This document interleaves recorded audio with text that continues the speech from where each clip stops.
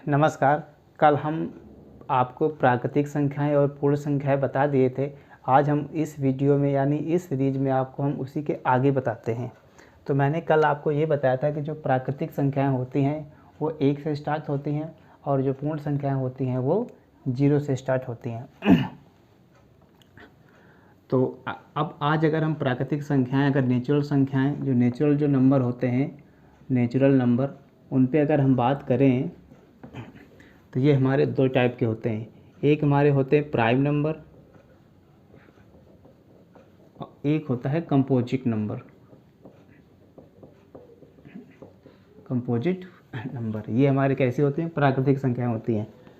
दो टाइप की होती हैं। कितने टाइप की होती हैं? दो टाइप की। एक होता है प्राइम, एक होता है कंपोजिट। प्राइम नंबर को हम अभाज्य संख्या कहते हैं। क्या कहते हैं? अभाज्य संख्या। इनको हम ऋण संख्याएं भी कहते हैं, ऋण संख्याएं। और इनको हम भाज्य संख्या कहते हैं। कंपोजिट नंबर को भाज्य संख्या कहते हैं। इनके अंदर वो संख्याएं होती हैं जिनके केवल और केवल दो गुणनखंड ही हो सकते हैं। Only and only 2 factors available हो सकते हैं। 2 फैक्टर्स यानी केवल और केवल कितने गुणनखंड हो सकते हैं? 2 गुणनखंड ही हो सकते हैं। जैसे 2, 3, 5, 7, 11, 13, इसी तरीके से यहाँ पे आगे होता हुआ चला जाएगा। इसके कितने गुणनखंड हो सकते हैं? जैसे 2 के गुणनखंड एक तो 1 होगा, एक तो 2 होगा। इसी तरीके से 3 का गुणनखंड कितना होगा? एक तो 3 होगा, एक तो 1 होगा। तो एक यानी एक गुणनखंड वो और एक यानी वन एंड इटसेल्फ बोल सकते हैं। One and itself. केवल और केवल 2 गुणनखंड जिस संख्या के होते हैं वो हमारी सभी संख्याएं अभाज्य प्राइम नंबर कहलाती हैं। अब भाज्य संख्या की अगर बात करते हैं तो भाज्य संख्या में मोर देन 2 फैक्टर्स होने चाहिए। कितने? मोर देन 2 यानी 2 से ज़्यादा फैक्टर्स होने चाहिए। मोर देन 2, 2 से ज़्यादा गुणनखंड, 2 से ज़्यादा गुणनखंड होने चाहिए। तो 2 से ज़्यादा 4, 6, 8, 9, 10, 12 डॉट डॉट इस तरीके से। तो ये जो संख्याएं होती हैं वो सभी संख्याएं कैसी होती हैं? भाज्य संख्याएं होती हैं। तो अभी हमने ये देखा कि जो प्राकृतिक संख्याएं होती थी नेचुरल नंबर से, नेचुरल नंबर हमारे क्या होते थे? 1, 2, 3, 4 से लेकर के इन्फिनिटी तक, ये सभी क्या थे? नेचुरल नंबर थे। और उन्हीं नेचुरल नंबर को अगर हमने और आगे जा कर के डिवाइड किया तो प्राइम नंबर और कंपोजिट नंबर में डिवाइड हुआ। प्राइम नंबर केवल 2 फैक्टर होने चाहिए, केवल 2। और भाज्य संख्याएं में, कंपोजिट नंबर में 2 से ज़्यादा फैक्टर होने चाहिए। इनके देखो फैक्टर कैसे होंगे? इसका फैक्टर 1 हो सकता है, 2 और 2, 2 दूना 4, 1 कम 4। तो 2 से ज़्यादा फैक्टर है कि नहीं है? 1, 2, 3। इसी तरीके से इसका 1, 2, 3, 2 से ज़्यादा फैक्टर है कि नहीं है? इसी तरीके से इसका देख लो, 1, 2, 2, 2, 4 फैक्टर हैं, 2 से ज़्यादा हैं। तो ये सभी संख्याएं कैसी हैं? Prime number. ठीक है। तो ये मैंने आपको अभी बताया कि जो नेचुरल नंबर होते हैं वो प्राइम नंबर और कंपोजिट नंबर में डिवाइड हो जाते हैं। अब हम आपको ये बताएंगे कि प्राइम नंबर भी हमारे 3 तरह के होते हैं। वो कौन कौन से होते हैं? ये देखो, प्राइम नंबर हमारे 3 तरह के होते हैं। एक तो हमारा होता है को प्राइम नंबर, दूसरा होता है रिलेटिवली प्राइम नंबर, दूसरा क्या होता है? Relatively prime number. तीसरा होता है ट्विन प्राइम नंबर।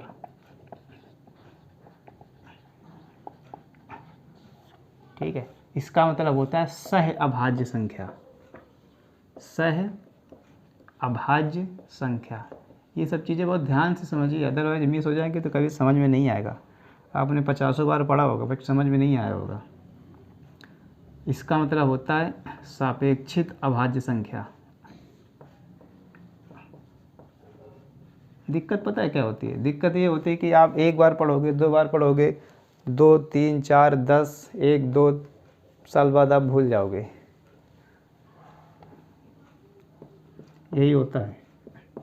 जब पढ़ोगे तभी तक समझ में आएगा, जब तक नहीं पढ़ोगे तो नहीं समझ में आएगा।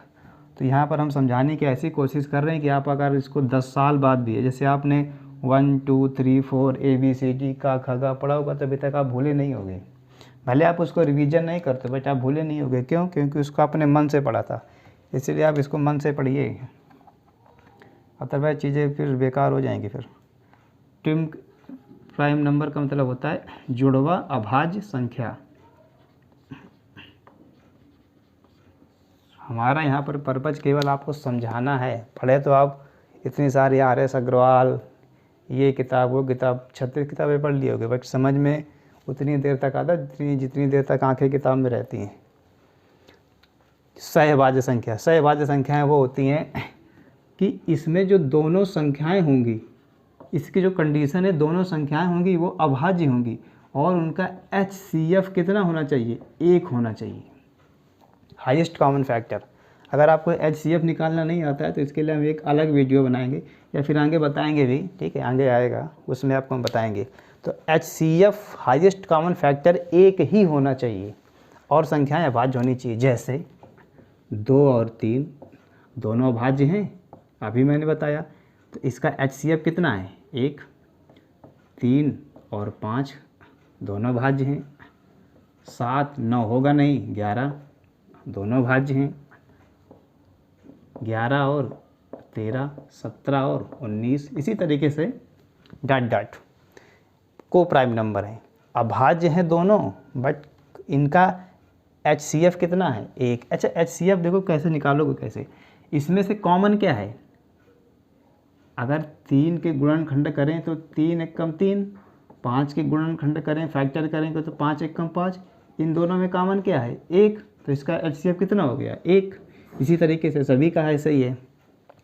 सापेक्षिक अभाज्य संख्या ये कहता है, इसकी कंडीशन क्या है कि इसमें या तो वो संख्या अभाज्य हो सकती है दोनों संख्याएं, या तो दोनों संख्याएं भाज्य हो सकती हैं, या तो एक अभाज्य प्लस एक भाज्य हो सकती है, प्राइम हो सकती है दोनों कंपोजिट हो सकती है, या 1 प्राइम प्लस 1 कंपोजिट हो सकती है। और इनका HCF कितना होना चाहिए? 1 होना चाहिए। वही संख्याएं क्या होंगी? रिलेटिवली कहलाएंगी। जैसे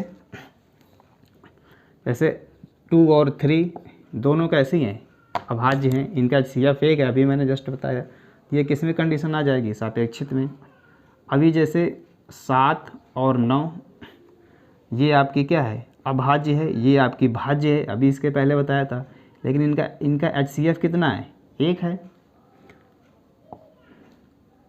9 एंड 13, ठीक है, HCF कितना है? 1 है। 13 एंड 15 HCF कितना है? 1 है। तो ये इस तरीके से कंडीशन यहाँ पर हो सकती है। इसके बाद आता है जुड़वा अभाज्य संख्या। तो जुड़वा अभाज्य संख्या की कंडीशन ये है कि इसमें संख्याएं अभाज्य होनी चाहिए, दोनों संख्याएं कैसी होंगी? अभाज्य होंगी। बट कंडीशन एक और है कि इसमें से इन दोनों संख्याओं के बीच का अंतर कितना होना चाहिए? 2 होना चाहिए। इन दोनों संख्याओं के बीच का अंतर 2, यानी दोनों संख्याओं के बीच का जो डिफरेंस होगा वो कितना होगा? 2 होगा। जैसे आपको अगर बोल दिया जाए 3 और 5, 5 प्लस 9, 5 प्लस 7, 13, 15, 17, 19, 21, 23, 29 और 31। अब इसमें चेक करो, ये जो कंडीशन इसमें, ये जो मैंने इतनी संख्याएं लिखी हैं, ये कंडीशन इसमें अप्लाई हो रही है कि नहीं हो रही? दोनों भाज्य होनी चाहिए। तो ये आपकी क्या है? दोनों भाज्य हैं। इन दोनों के बीच का अंतर 2 है। 5 में 3 गए 2, ये तो है। इसको चेक करो, 5 और 7 दोनों कैसी हैं? अभाज्य हैं। दोनों के बीच का अंतर 2 है, 2 है। 7 में 5 2, दोनों कैसी होनी चाहिए? अभाज्य। तो ये तो यहाँ पर कैसी है? भाज्य है। ये अभाज्य है तो ये तो होगा ही नहीं, भले अंतर 2 है तो क्या हुआ? ये अभाज्य है, ये अभाज्य है, दोनों के बीच का अंतर कितना है? 2, तो ये भी हो जाएगी।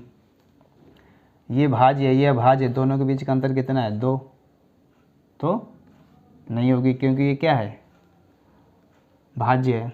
यहाँ पर कितना है, ये दोनों अभाज्य अंतर कितना है, 2 का। इस तरीके से तो ये कंडीशन इसमें होती, ये आपको समझ में आ गया होगा। आगे चलते हैं।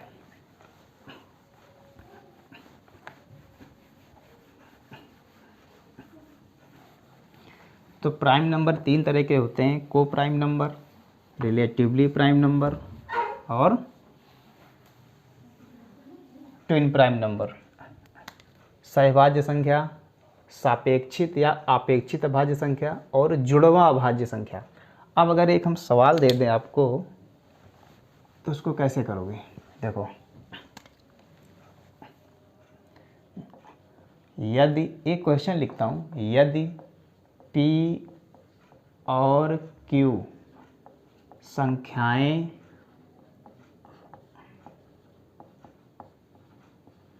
इस प्रकार हैं कि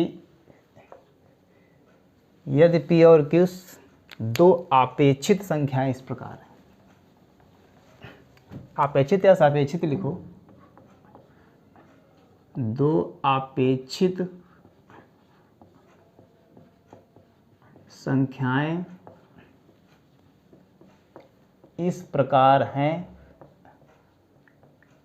कि P प्लस Q बराबर 10 और P लेस देन Q, तो P व Q के कितने मान संभव होंगे, कितने मान संभव होंगे। यहाँ पे बोला गया है कि P और Q 2 कैसी संख्या हैं, अपेक्षित संख्या हैं। अब यानी रिलेटिवली नंबर है। अभी मैंने बताया अगर संख्याएं 2 अपेक्षित होती हैं कोई भी संख्या, तो उनके बीच का HCF कितना होना चाहिए, 1 होना चाहिए। इस प्रकार है कि P और Q यानी वो जो 2 संख्याएं हैं वो कौन कौन से P, भाई कोई 2 संख्या होंगी, जैसे सपोज करो 2 और 3 है तो ये P और ये Q हो जाएगी। तो यहाँ पर ऐसी कौन सी 2 संख्याएं होंगी कि इन दोनों को जोड़ेंगे तो वैल्यू कितनी आएगी, 10 आनी चाहिए। और P का जो मान है वो Q से छोटा ही होना चाहिए, P से बड़ा नहीं होना चाहिए। तो हम अगर यहाँ पर P को अगर 1 मानते हैं तो Q को कितना मानेंगे, 9, तभी तो 10 आएगा, 9 1 10। इसको 2 मानते हैं तो इसको 8 मानेंगे। बोलो बात समझ में आ रही कि नहीं आ रही। इसको 3 मानते हैं तो इसको 7 मानेंगे, इसको 4 मानते हैं तो इसको 6 मानेंगे, इसको 5 मानते हैं तो इसको 5 मानेंगे। इसके बाद वही रिपीटिशन हो जाएगा। अब देखिए संख्याएं कैसी होनी चाहिए, अभाज्य होनी चाहिए और उनका HCF कितना होना चाहिए। अपेक्षित संख्याएं या तो भाज्य हो सकते हैं या तो अभाज्य हो सकती हैं, या तो एक भाज्य एक अभाज्य हो सकती है। यही अभी मैंने जस्ट आपको बताया। बट उनके बीच का HCF एक मैंडेटरी है। तो यहाँ पर 1 और 9 ये इनके बीच का HCF कितना है। हालांकि इससे पहले मैंने आपको एक के बारे में नहीं बताया था कि मैंने आपको जो प्राइम नंबर बताए थे, यहाँ पर देखो 1 मिनट के लिए, यहाँ पर जो मैंने आपको प्राइम नंबर बताए थे वो 2 3 5 7 डैट ऐसे करके बताए थे। जो कंपोजिट नंबर बताए थे वो 4 6 8 ऐसे। तो यहाँ पर 1 तो आया नहीं ना, इधर आया 1, तो 1 क्या है। तो मैंने ये कहा था कि प्राइम नंबर में गुणनखंड कितने होने चाहिए, केवल 2। कंपोजिट नंबर में यानी भाज्य संख्या में कितने होने चाहिए, 2 से ज़्यादा। तो 1 का गुणनखंड कितना है, 1 का गुणनखंड कितना है, 1 का 1 है, तो 1 ही है। तो ना तो ये भाज्य है क्योंकि भाज्य में 2 से 2 गुणनखंड होने चाहिए, 2 से ज़्यादा होने चाहिए। और प्राइम नंबर में केवल 2 होने चाहिए, तो ना इसमें 2 है ना इसमें 2 से ज़्यादा है। तो ये क्या है, एक ना तो प्राइम है और ना तो क्या है, कंपोजिट है, ना तो भाज्य है ना तो अभाज्य है। एक कैसी संख्या है, ना तो भाज्य में काउंट होगी ना ही अभाज्य में काउंट होगी। तो ये वही है। तो 1 और 9 इनके बीच का HCF कितना है, 1 है, तो ये तो हो जाएगा। 2 और 8 इनके बीच का HCF 1 नहीं है, 2 है, इसको कैंसिल करो। 3 और 7 इनके बीच का HCF कितना है, 1 है, तो ये भी हो जाएगा 1 मान। 4 और 6 ये भी नहीं होगा। 5 और 5 इसके बीच का HCF 5 है, ये तो ऐसे भी नहीं होगा क्योंकि P लेस देन Q बोला है। P less than equal to Q बोलता तो इसको कंसीडर करते, इसको तो वैसे भी नहीं करेंगे, इसको तुम रफ ही कर देते हैं। तो यहाँ पर p का मान q के बराबर नहीं है, p का मान q से छोटा है। तो कितने मान संभव हैं? एक मान और दो मान बराबर 2, p के 2 मान संभव होंगे। बात समझ में आ गई? ऐसे सवाल आते हैं फंसाने वाले। एक सवाल और लेते हैं, इसके बाद आपको आगे बताते हैं।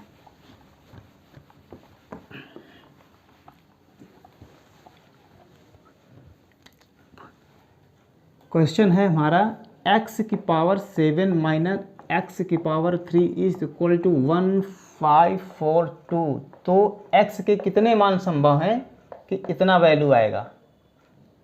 तो x के कितने मान होंगे, कितने मान होंगे?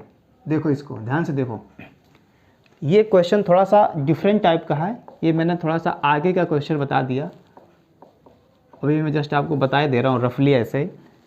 x के ऐसे कितने मान होंगे कि इसका इतना मान आना चाहिए? तो ये सवाल रिलेटेड है यूनिट डिजिट से, यानी इकाई का अंक, इकाई अंक।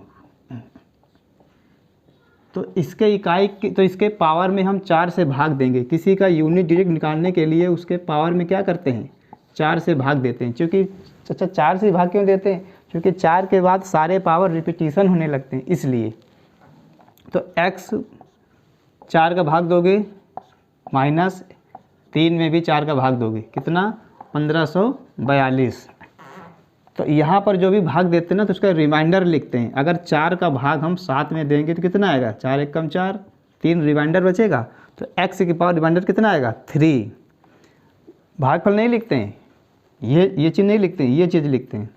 माइनस x की पावर 3 आ जाएगा रिमाइंडर। हालांकि अब इसका रिमाइंडर 3 कैसे आएगा? अगर कोई संख्या छोटी है, जैसे 7/8, अगर वो संख्या ऊपर जो संख्या लिखी हुई है वो छोटी है, तो उसका रिमाइंडर वही संख्या ही आता है 7। 15/16, इसका 16 का भाग देंगे 15 में तो रिमाइंडर कितना आएगा? 15। इस तरीके से बराबर कितना है? 1542। x का कौन सा मान रखें कि इन दोनों में माइनस करें तो इसका इकाई का अंक 2 आ जाए?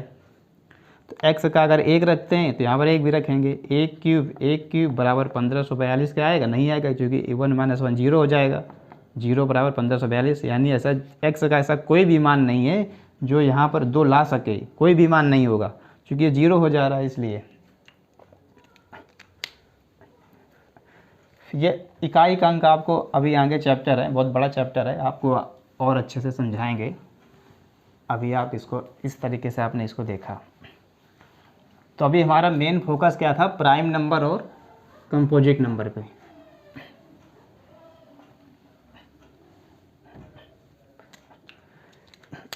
इसके बाद हम आपको बताते हैं स्क्वायर।